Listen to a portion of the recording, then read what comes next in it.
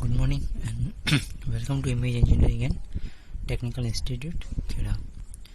હું Vijaysinh Goyal, mechanical department વતી આપ સૌનું હાર્દિક સ્વાગત કરું છું. તો આપણા વિડીયો લેક્ચરના સબ્જેક્ટ કે જેનું નામ છે થર્મલ એન્જિનિયરિંગ 1 સેમેસ્ટર 4નો સબ્જેક્ટ છે. એનું યુનિટ નંબર 3 હાલમાં આપણે ચાલુ છે, જેનું નામ છે સ્ટીમ પ્રાઇમ મૂવર્સ. તો સ્ટીમ પ્રાઇમ મૂવર્સ વિશે આપણે આગળના ઘણા બધા લેક્ચર્સની અંદર માહિતી મેળવી હતી. તો હવે આપણે જરા રિવિઝન કરીએ કે આગલા લેક્ચર્સની અંદર આપણે ક્યાં સુધી પહોંચ્યા છે અને શું આપણે સ્ટડી કર્યું છે એના વિશે. તો મિત્રો, પ્રીવિયસ લેક્ચરની અંદર આપણે જોયું હતું કે સ્ટીમ ટર્બાઇનના મુખ્ય ભાગો કયા છે, એનો બેઝિક બ્લોક ડાયાગ્રામ અને એના વિશેની માહિતી જોઈ હતી કે કયા કયા પાર્ટ છે, કઈ રીતે ફંક્શન કરે છે, કયા મટીરિયલમાંથી બનેલા હોય છે, એ દરેક વસ્તુ વિશે માહિતી મેળવી હતી. ત્યારબાદ મિત્રો, એના પછીની જે વસ્તુ આપણે જોઈ હતી એ હતો આપણો ડિફરન્સ, કે જે ઇમ્પલ્સ ટર્બાઇન અને રિએક્શન ટર્બાઇન વચ્ચેનો ડિફરન્સ હતો. તો એ ડિફરન્સના પણ આપણે અગત્યના 10 મુદ્દા વિશે ચર્ચા કરી હતી. અને હવે આપણી સબ્જેક્ટનો છેલ્લો ટોપિક છે કે સ્ટીમ ટર્બાઇનનું કમ્પાઉન્ડિંગ. તો સ્ટીમ ટર્બાઇનનું કમ્પાઉન્ડિંગ એટલે શું, એને બેઝિક પહેલાં માહિતી મેળવી આપણે. તો આપણને ખબર છે મિત્રો કે સ્ટીમ ટર્બાઇનની અંદર જ્યારે વેલોસિટી નોઝલમાંથી નીકળે છે ત્યારે એની વેલોસિટી કેવી હોય છે, ખૂબ જ વધારે પ્રમાણમાં હોય છે મિત્રો. જ્યારે એનું પ્રેશર ઓછું થઈ જાય છે પણ વેલોસિટી કેવી હોય છે, વધારે હોય છે. તો આ જે વેલોસિટી છે મિત્રો, એ ટર્બાઇન વેલોસિટીના લીધે ટર્બાઇનનું જે રોટર છે એની સ્પીડ પણ શું થાય છે, વધી જાય છે. એ સ્પીડ અરાઉન્ડ 25,000 થી 30,000 RPM જેટલી થાય છે મિત્રો, જે પ્રેક્ટિકલી સીધી ઉપયોગમાં લેવાતી નથી. તદુપરાંત જે સ્ટીમ ટર્બાઇનની બહાર આવે છે એની વેલોસિટી પણ વધુ હોય છે. એના કારણે કાઇનેટિક એનર્જીનું શું થાય છે મિત્રો, વ્યય થાય છે. અને આ ક્ષતિને દૂર કરવા માટે સ્ટીમનું એક્સપાન્શન અને સ્ટીમની કાઇનેટિક એનર્જીનું શોષણ સ્ટીમ ટર્બાઇનના એક જ તબક્કામાં નહીં પરંતુ એક કરતાં વધુ તબક્કામાં કરવામાં આવે છે મિત્રો. આજે સ્ટીમ જેનું એક્સપાન્શન કરવા માટે અને કાઇનેટિક એનર્જીનું જે શોષણ કરવું હોય તો એના માટે એનું જે એક્સપાન્શન છે મિત્રો, એક સ્ટેજમાં નથી કરવામાં આવતું પણ એક કરતાં વધુ સ્ટેજમાં કરવામાં આવે છે. જેથી શું થાય છે કે ટર્બાઇનનું જે રોટર છે એની સ્પીડ શું તમે ઘટાડી શકો છો, જેટલી જોઈએ એટલી થઈ શકે.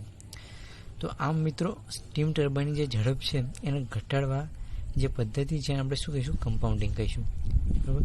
કારણ કે એકચ્યુઅલી એની વેલોસિટીથી તો ટર્બાઇન બહુ ફાસ્ટ ફરે, જ્યારે આપણે એટલી સ્પીડની જરૂર હોતી નથી મિત્રો.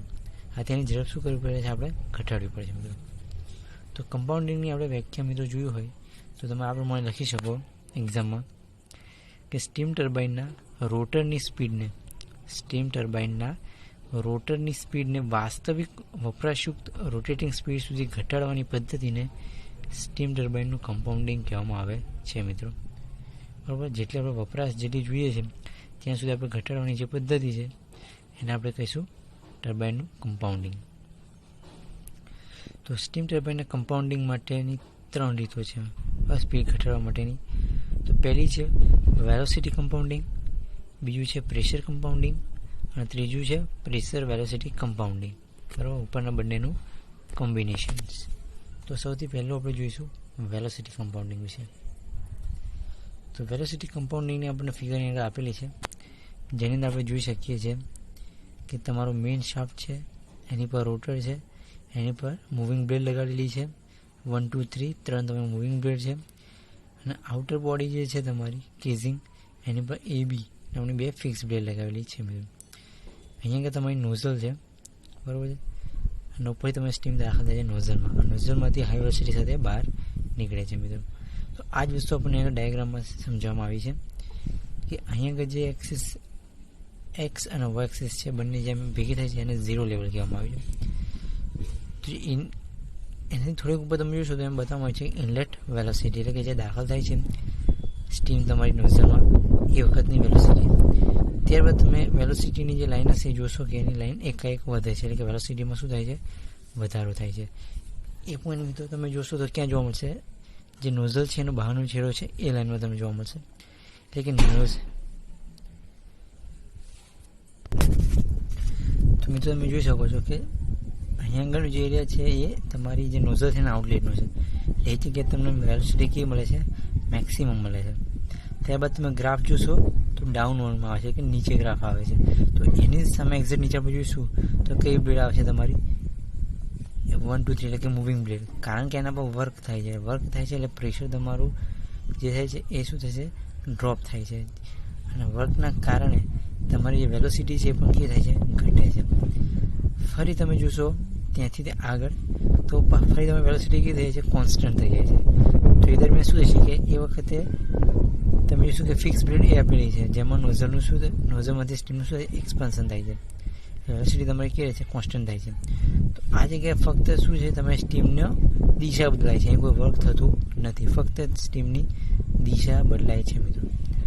ત્યારબાદ ફરી તમે જોશો ફરી પાછું વેલોસિટીમાં શું થયો, ઘટાડો થયો. કારણ કે એ વખતે ફરી પાછું બ્લેડ 2 ઉપર તમારું સ્ટીમ જે છે વર્ક કરે છે. અને ફરી પછી બ્લેડ બી આવે છે જે કેવી છે, તમારી ફિક્સ છે, બરાબર. એટલે અગેન પાછી તમે વેલોસિટી કેવી થશે, કોન્સ્ટન્ટ. કારણ કે ત્યાં કોઈ પણ પ્રકારનું વર્ક નથી થતું, ખાલી સ્ટીમની ડિરેક્શન ચેન્જ થાય છે. ફરી પછી ત્રીજા બ્લેડ ઉપર આવશે ત્યારે તમે જોશો કે ફરી વેલોસિટી તમારી ડાઉનલોડ થશે અને ફાઇનલી તમારી સ્ટીમ બહાર નીકળશે. એટલે આપણે એને કહીશું આઉટલેટ વેલોસિટી. તો તમે 1 by 1 જોયું કે કઈ રીતે વેલોસિટી વધે છે, પછી કઈ રીતે 1 by 1 ડિક્રીઝ થાય છે. તો જે જગ્યાએ ડિક્રીઝ થાય છે એમ આપણે લખ્યું છે velocity drop in the moving blade. એટલે જેટલી બી મૂવિંગ બ્લેડ છે એમાં શું થશે, વેલોસિટીનો ડ્રોપ થશે મિત્રો. હવે જ્યારે પ્રેશરની વાત કરીએ તો પ્રેશર શરૂઆતની અંદર વધારે હશે મિત્રો, જ્યારે દાખલ થઈ હશે ત્યારે. અને જ્યારે નોઝલમાંથી બહાર નીકળશે સ્ટીમ એ વખતે તમારું પ્રેશર ડ્રોપ થશે, તમારું એટલે પ્રેશરમાં ઘટાડો થશે. અને પછી પ્રેશર તમારું કોન્સ્ટન્ટ છે સુધી કેવું રહે છે, એક જ રહે છે. એટલે એના આપણે કહીશું કન્ડેન્સર પ્રેશર મિત્રો. તો આ રીતે વેલોસિટી કમ્પાઉન્ડિંગ એટલે કે એનો વેગની અંદર કઈ રીતે ઘટાડો કરી શકાય છે, બરાબર છે. કે જેની મદદથી આપણે જેટલી જોઈએ છીએ એટલી સ્પીડ આપણને મળે. ખ્યાલ આવી ગયો છે મિત્રો. આ વસ્તુ તમારે ફિગર ઉપરથી એક્ઝામની અંદર લખવાનું છે. તો અહીં આપણે અમુક મુદ્દા એના જોઈએ તો નોઝલમાંથી થતા એક્સપાન્શનને કારણે સ્ટીમની કાઇનેટિક એનર્જીમાં વધારો થાય છે. તો નોઝલમાંથી બહાર આવતી ઉચ્ચ કાઇનેટિક એનર્જી ધરાવતી સ્ટીમ મૂવિંગ બ્લેડની પ્રથમ રિંગમાંથી પસાર થાય ત્યારે અમુક ભાગની કાઇનેટિક એનર્જીનું શેમાં રૂપાંતર થાય છે, મિકેનિક એનર્જીમાં રૂપાંતર થાય છે. આથી તેના પ્રમાણમાં થોડીક વેલોસિટી શું થાય છે, ઘટે છે. ત્યારબાદ એ સ્ટીમ સ્થાયી બ્લેડની રિંગમાં પ્રવેશે છે. તો સ્થાયી બ્લેડમાં ફક્ત સ્ટીમના ફ્લોની દિશામાં ફેરફાર થાય છે, પરંતુ ઘર્ષણને કારણે સ્ટીમની વેલોસિટી થોડા પ્રમાણમાં ઘટે છે. સ્થાયી બ્લેડની રિંગમાંથી બહાર આવતી સ્ટીમ મૂવિંગ બ્લેડની બીજી રિંગમાં દાખલ થાય છે, ત્યાં ફરી પછી એની કાઇનેટિક એનર્જી ઘટે છે. આ મૂવિંગ બ્લેડની રિંગોના દરેક ક્રમિક તબક્કામાંથી સ્ટીમની કાઇનેટિક એનર્જીમાં મિકેનિકલ એનર્જીમાં રૂપાંતર થાય છે મિત્રો. અને આમ તમને વપરાશયુક્ત સ્પીડ તમને મળી રહે છે મિત્રો. હવે તો આવી રીતે એની સ્પીડ ઘટાડી શકાય છે. તો હવે આપણે જોઈશું વેલોસિટી કમ્પાઉન્ડિંગના ફાયદા અને ગેરફાયદા.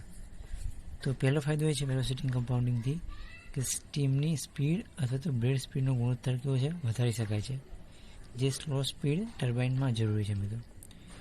બીજું કે ટર્બાઇનની લંબાઈ ઓછી હોય છે, બરાબર. પ્રમાણમાં સ્ટેજની સંખ્યા ઓછી રહેવાથી ટર્બાઇનની લંબાઈ કઈ થાય છે મિત્રો, ઓછી થાય છે. ત્રીજો ફાયદો સ્ત્રોતનો ખર્ચ ઓછો હોય છે. એના પછીનો ફાયદો વાત કરીએ તો સ્ટીમ પ્રેશર અચળ હોવાથી ગ્લેન્ડ અને ડાયાફ્રામમાં લીકેજનો વ્યય અત્યંત ઓછો થાય છે. અને લાસ્ટ ફાયદો જોઈએ તો લિવિંગ વેલોસિટી લોસનું પ્રમાણ ઘટે છે મિત્રો. તો તમારે 4 થી 5 જ ફાયદા લખવાના જરૂર છે. ત્યારબાદ આવે છે એના ગેરફાયદા. તો ગેરફાયદામાં પહેલો છે કે સ્ટીમના વાંકા ચૂકા પાથને કારણે ફ્રિક્શન લોસ પ્રમાણમાં વધુ થાય છે. અને બીજો ગેરફાયદો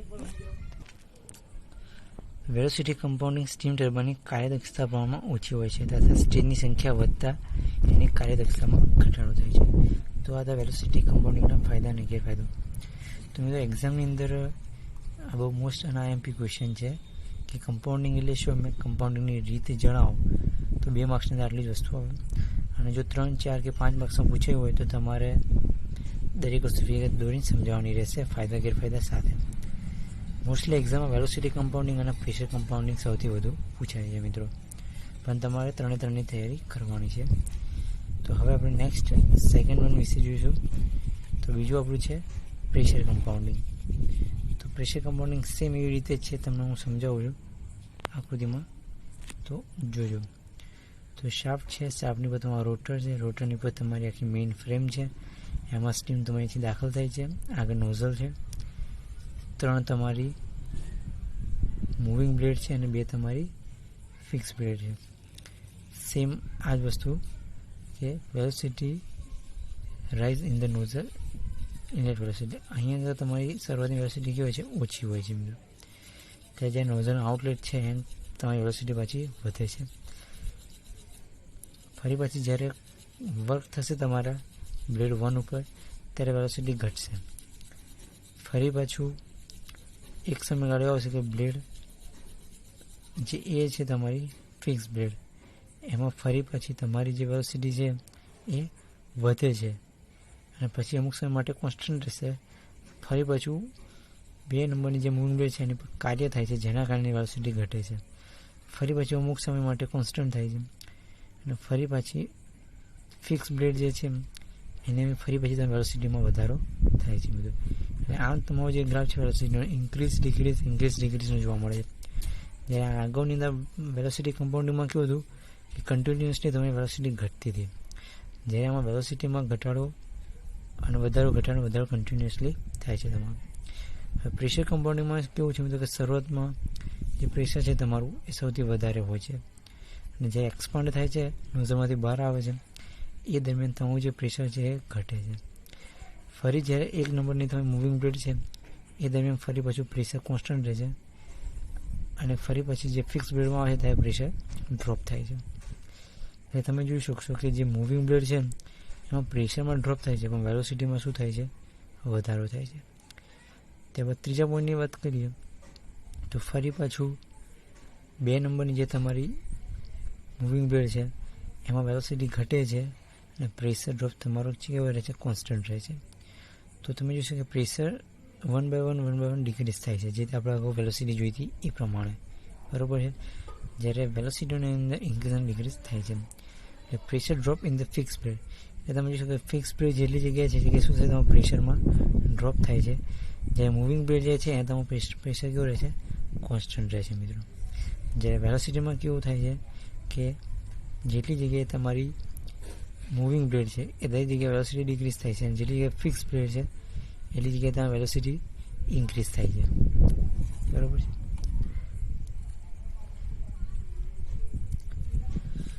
મિત્રો પ્રેશર કમ્પાઉન્ડિંગમાં સ્ટીમના બોઇલરનું પ્રેશરથી કન્ડેન્સર સુધી એક જ તબક્કામાં એક્સપાન્શન આ નોઝલમાં કરવાને બદલે આંશિક એક્સપાન્શન થાય છે, બરાબર. એટલે કે ધીમે ધીમે થાય છે. આથી સ્ટીમમાં બોઇલર પ્રેશરથી થોડું પ્રેશર ઘટે છે. નોઝલમાં થતા આંશિક એક્સપાન્શનને કારણે સ્ટીમની કાઇનેટિક એનર્જીમાં થોડો વધારો થાય છે. આમાં આંશિક એક્સપાન્શન થાય છે એના કારણે એનર્જીની શું થાય છે, વધારો થાય છે કાઇનેટિક એનર્જીનું. આપણે જોયું કે કાઇનેટિક એનર્જી શું થાય છે, તમારી વધે છે, બરાબર. એટલે આંશિક એક્સપાન્શનના કારણે એની કાઇનેટિક એનર્જીમાં શું થાય છે, વધારો થાય છે. ત્યારબાદ આ સ્ટીમ મૂવિંગ બ્લેડની રિંગમાંથી પસાર થાય છે જ્યાં પ્રેશર એનું કેવું રહે છે, અચળ રહે છે. જે આપણે અગાઉ જોયું કે મૂવિંગ બ્લેડમાંથી જ્યારે પસાર થાય છે, બરાબર, 1, 2 અને 3, ત્યારે શું થાય છે, એનું પ્રેશર કોન્સ્ટન્ટ રહે છે. જ્યારે પ્રેશર છે પરંતુ કાઇનેટિક એનર્જીનું મિકેનિકલ એનર્જીમાં રૂપાંતર થવાથી સ્ટીમની વેલોસિટીમાં ઘટાડો થાય છે. મૂવિંગ બ્લેડમાંથી બહાર આવતી સ્ટીમ ડાયાફ્રામમાં આવેલા નોઝલમાંથી પસાર થાય છે જ્યાં ફરી સ્ટીમનું આંશિક વિસ્તરણ થવાથી દબાણમાં પાછો ઘટાડો થાય છે અને કાઇનેટિક એનર્જીમાં થોડો વધારો થાય છે મિત્રો. તો આ રીતે નોઝલ પ્લસ મૂવિંગ બ્લેડના દરેક તબક્કામાં સ્ટીમનું આંશિક એક્સપાન્શન અને મિકેનિકલ એનર્જીમાં રૂપાંતરણ ઘટના વારંવાર થાય છે, બરાબર છે. તો આવી રીતે મિકેનિકલ એનર્જીમાં રૂપાંતર થાય છે. આ પ્રકારે થતા પ્રેશર કમ્પાઉન્ડિંગને કારણે ટર્બાઇનની રોટરની સ્પીડ વપરાશયુક્ત સ્પીડ જેટલી ઓછી કરી શકાય છે. પ્રેશર કમ્પાઉન્ડિંગની પદ્ધતિ રેચ્યુ ટર્બાઇનમાં વપરાય છે. નામ યાદ રાખજો મિત્રો કે પ્રેશર કમ્પાઉન્ડિંગની પદ્ધતિ છે એ રેચ્યુ ટર્બાઇનમાં વપરાય છે.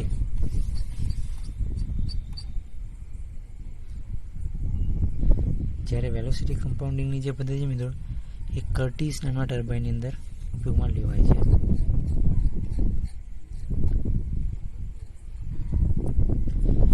હવે જોઈએ પ્રેશર કમ્પાઉન્ડિંગના ફાયદા અને ગેરફાયદા. તો ફાયદો એ છે કે પ્રેશર કમ્પાઉન્ડિંગ સ્ટીમ ટર્બાઇનની કાર્યદક્ષતા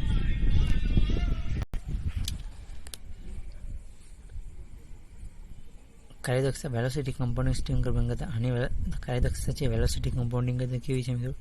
વધુ છે. બીજી વસ્તુ કે વપરાશયુક્ત ઝડપ સુધી ઘટાડી શકાય છે. આમાં જે ઝડપ છે ઘટાડવાની એ પહેલાં કરતાં કેવી છે? વધુ છે. ત્રીજો ફાયદો એ છે કે પ્રેશર કમ્પાઉન્ડિંગને કારણે લિવિંગ વેલોસિટી લોસ ઘટાડી શકાય છે. બરાબર છે. લિવિંગ વેલોસિટી લોસ જે થતો હતો પહેલાંની અંદર એ આમાં તમે ઘટાડી શકો છો. ત્યારબાદ છે એના ગેરફાયદા. તો ગેરફાયદામાં પહેલો ગેરફાયદો એ છે કે પ્રેશર કમ્પાઉન્ડેડ સ્ટીમ ટર્બાઇનનો શરૂઆતનો ખર્ચ સૌથી વધુ આવે છે મિત્રો. એટલે કે એની ઇનિશિયલી કોસ્ટ કેવી છે? વધુ છે. બીજી વસ્તુ કે પ્રેશર કમ્પાઉન્ડેડ સ્ટીમ ટર્બાઇનની લંબાઈ વધુ હોવાથી વધુ જગ્યા રોકે છે મિત્રો. બરાબર. આની અંદર શું થાય છે? લંબાઈ તમારી વધી જાય છે, જેના કારણે શું છે? જગ્યા પણ કેવું રોકે છે? પ્રમાણમાં વધુ જગ્યા રોકે છે. ત્યારબાદ ત્રીજો ગેરફાયદો છે કે સમગ્ર ટર્બાઇનની રચના ઉચ્ચ દબાણ સહન કરી શકે તેટલી મજબૂત બનાવવી પડે છે. બરાબર. કારણ કે મિત્રો આની અંદર પ્રેશર બહુ હાઈ હોય છે અને પ્રેશરની અંદર આપણે ડિક્રીઝ કરવાનું હોય છે. તો જે પ્રેશર જે છે એ વધુમાં વધુ સહન કરી શકે એવી રીતે એનું જે રચના છે કરવી પડે છે આપણે. અને ત્યારબાદ લાસ્ટ ચોથા નંબરનો એનો ગેરફાયદો છે કે ગ્લેન્ડ તથા પેકિંગમાં દબાણ તફાવતને કારણે લીકેજની માત્રા વધુ રહે છે. આ જે પેકિંગ હોય છે ગ્લેન્ડને એમાં શું દબાણનો તફાવત એ વધારે જનરેટ થાય છે, જેના કારણે લીકેજ થવાની શક્યતાઓ વધી જાય છે મિત્રો. એટલે એ વસ્તુનું ખાસ આની અંદર તમારે ધ્યાન રાખવું પડે છે. તો અને બીજી વસ્તુ કે આ પ્રકારનું જે પ્રેશર કમ્પાઉન્ડિંગ છે આપણે અગાઉ જોઈએ પ્રમાણે કે રેચુ નામનું જે ટર્બાઇન છે એની અંદર યુઝ થાય છે. 2 માર્ક્સની અંદર ક્વેશ્ચન પૂછાઈ શકે છે મિત્રો. એટલે આ વસ્તુનું ખાસ તમારે ધ્યાન રાખવાનું છે. તો હવે ત્રીજા નંબરનું જે છે પ્રેશર વેલોસિટી કમ્પાઉન્ડિંગ, બરાબર, એ હવે આપણે પાર્ટ 2 ની અંદર જોઈશું.